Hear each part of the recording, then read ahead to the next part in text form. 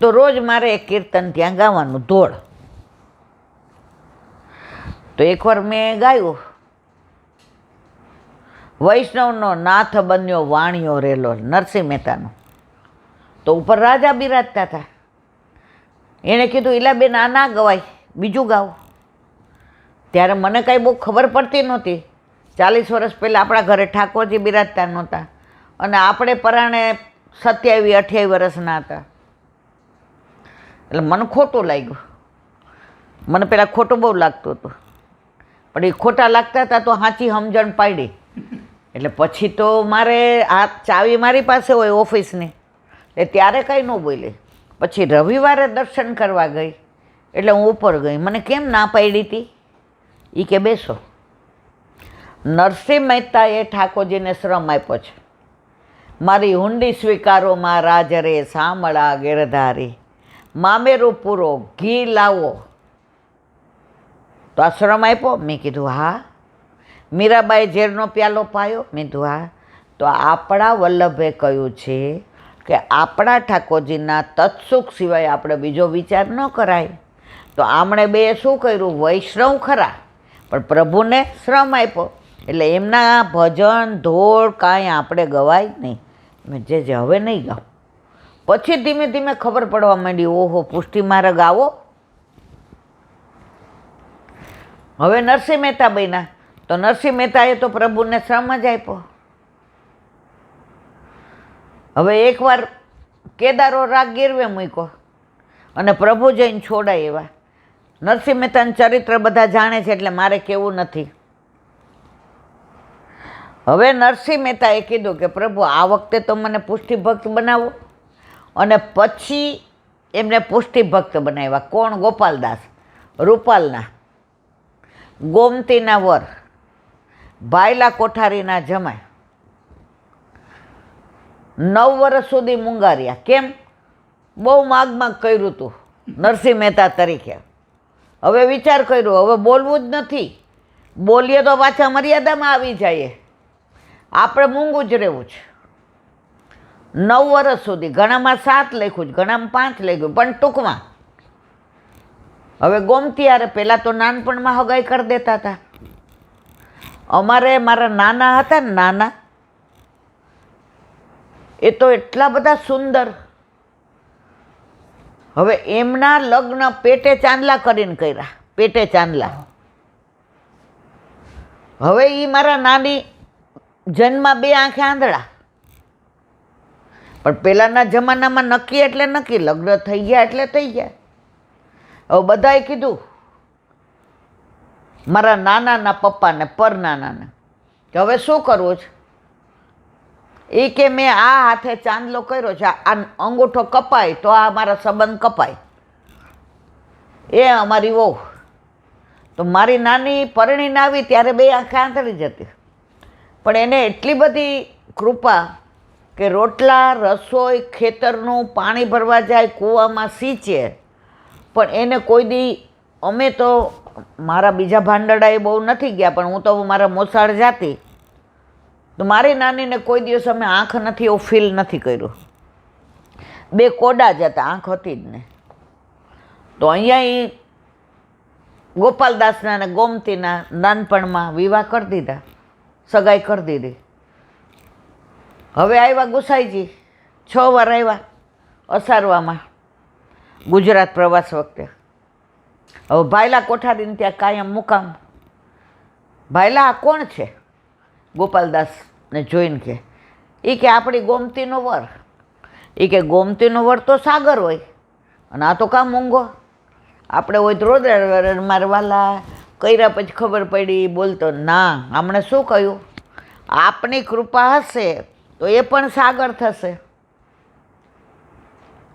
અને એ ચરવિત તાંબુલ બગીચામાં જે ચોતરો છે અસારવામાં, ત્યાં ગુસાઈજીએ પોતાનું ચરવિત તાંબુલ ગોપાલદાસના મુખમાં દીધું અને 9 વલ્ભાખ્યાનનું પ્રાગટ્ય થયું, જે 9 વર્ષથી મૂંગા હતા. અને એમાં જે લીલાના દર્શન સારસ્વત કલ્પના નંદનંદને જે કરી, એ જ લીલાનું વર્ણન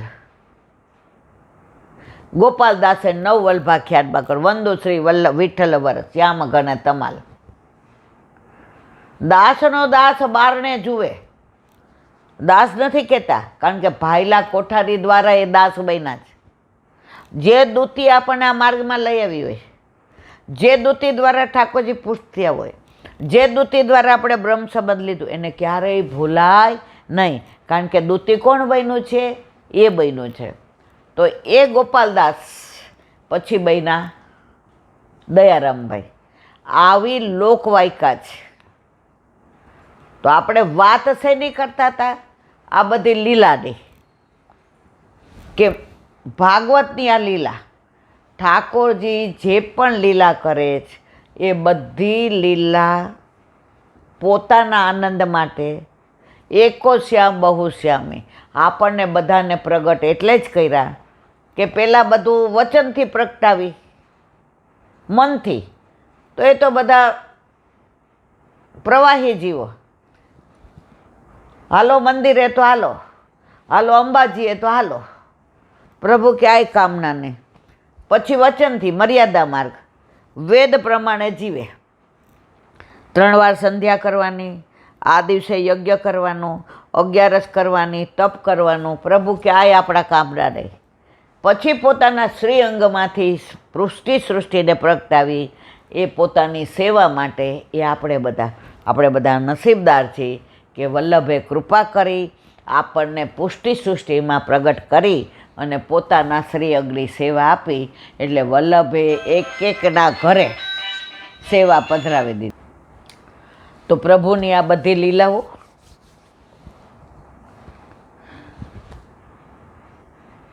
મલ્હાર હોય કે વસંત હોય, સારંગ હોય કે ગોટ સારંગ હોય, ગૌરી હોય કે બિહાગ હોય, અડાણ હોય કે કાનરો હોય, આ બધા રાગ અનુરાગ ક્યારે બને? જ્યારે આપણને એ કીર્તનના ભાવની ખબર પડે. નહીં તો આપણે પોપટની જેમ વાંચી જઈએ, બોલી જઈએ. એક બેન મને કે હું 16 વર્ષથી ને રાગ શીખું છું, આ બધા રાગ શીખવા જાઉં છું. મેં કીધું તું ગાવ. પછી એણે કીર્તન ગાયું. એનો અવાજ, એની લઢણ, તાલ, રાગ. મેં કીધું તમારે તો 16 વર્ષ. પછી મેં કીધું આનો ભાવ શું? એ મને ખબર ન પડે. 16 વર્ષ સુધી તમે હવેલી સંગીત શીખા તો 16 વર્ષ સુધી શીખા.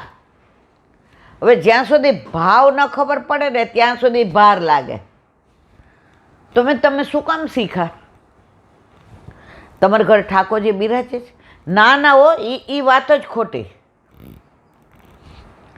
તો મેં તો શીખા શું કામ? તો કે મને આ બધા શાસ્ત્રીય રાગ છે ને, બધા હવેલી સંગીતના, એ બહુ ગમે. તો હું બ્રહ્મ સંબંધી તો હતી ઈલાબેન. તો હું જ્યાં શીખવા જાઉં છું એને મેં કીધું કે મારે, તો એણે તમારે જેમ કોઈ દી નથી પૂછ્યું તમારા ઘરે ઠાકોરજી બિરાજે? આ તમે તો જ્યાં આવે એની રગડો કે તમારા ઘર ઠાકોરજી બિરાજે છે. મેં તો ભાઈ હું તો એવી જ છું. ઠાકોરજી ન બિરાજતા હોય તો અમે ગાઈ ન શકીએ? મેં જો એવું મેં નથી કીધું.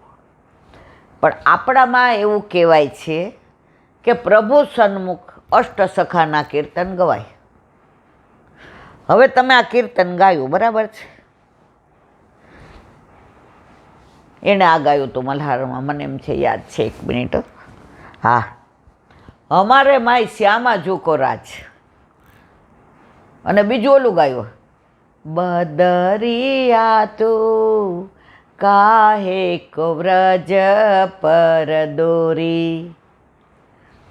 તો મેં કીધું હાલો આનો તો શ્યામા ઝૂકો રાજ નહીં, આનો તો ભાવ કયો? કે જો ઈલાબેન, હું તમને મળવા એટલે આવી છું કે હમણાં વરસથી સત્સંગ સાંભળું છું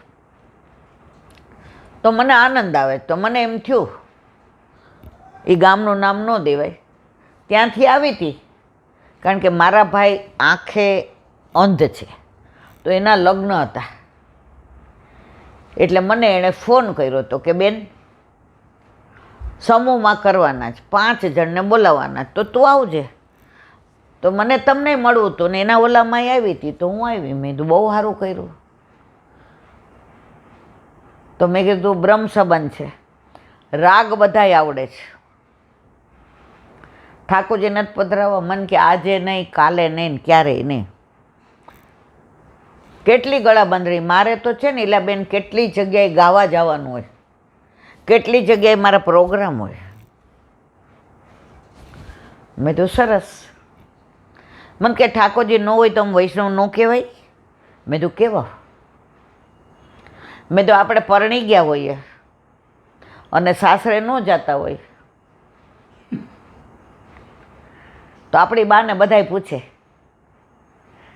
દીકરી નથી મોકલવાની? નહીં તો અમારા ઘર લગ્ન છે, વડી પાપડ કરવા મોકલજો ને. એટલે આપણે જાય કે નહીં? મને કહે તો જવું પડે ને. મેં તો મામાનો ફોન આવે, બેન દીકરી આપણી ભાણીને હારે નથી જતી તો અમારે વહુને સુવા વડાવવાની, મોકલજો ને. જાઉં કે નહીં? મને કે હા.